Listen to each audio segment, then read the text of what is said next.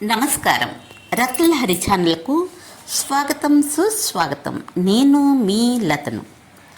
వాళ్ళు కేవలం కొబ్బరికాయతో వెళ్ళారు, కానీ తిరిగి వచ్చినప్పుడు మన జీవితంలో సమస్యలు ఎప్పటికీ ముగియవా? లేదా ఒక నమ్మకం మన జీవితాన్ని పూర్తిగా మార్చగలదా? ఈరోజు మీరు వినబోయే కథ ఇదే. ఒక సాధారణ కుటుంబం భక్తితో ఎలా అసాధారణ మార్పు పొందిందో ఈ కథ వింటే తెలుస్తుంది. కాకినాడ జిల్లా అన్నవరం దగ్గర ఒక చిన్న గ్రామం.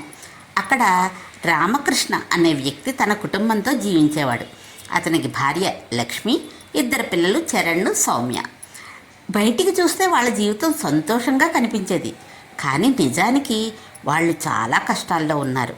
డబ్బు సమస్యలు, పిల్లల చదువులో ఆటంకాలు, ఇంట్లో ఎప్పుడూ కలత. ఒకరోజు గ్రామంలోని ఒక వృద్ధుడు రామకృష్ణతో ఇలా అన్నాడు: బిడ్డ, అన్నవరం రత్నగిరి మీద ఉన్న సత్యనారాయణ స్వామి వ్రతం చేయించుకో. నమ్మకంతో ప్రార్థిస్తే స్వామి తప్పకుండా దారి చూపిస్తాడు. ఆ మాటలు రామకృష్ణ హృదయంలో నాటుకుపోయాయి.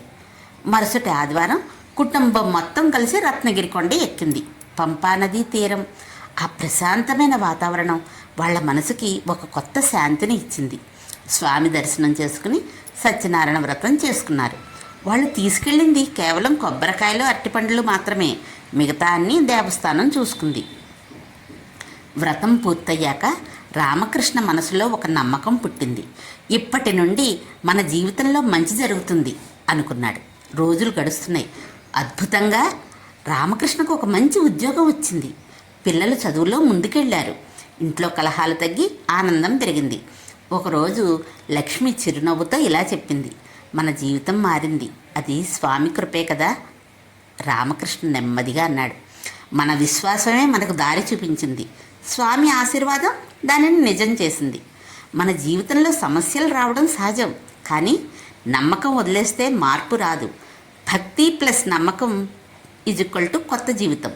మీరు కూడా ఒకసారి అన్నవరం సత్యనారాయణ స్వామి వ్రతం చేసి చూడండి.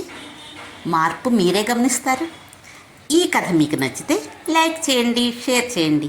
మరిన్ని ఇలాంటి కథల కోసం సబ్స్క్రైబ్ కూడా చేయండి.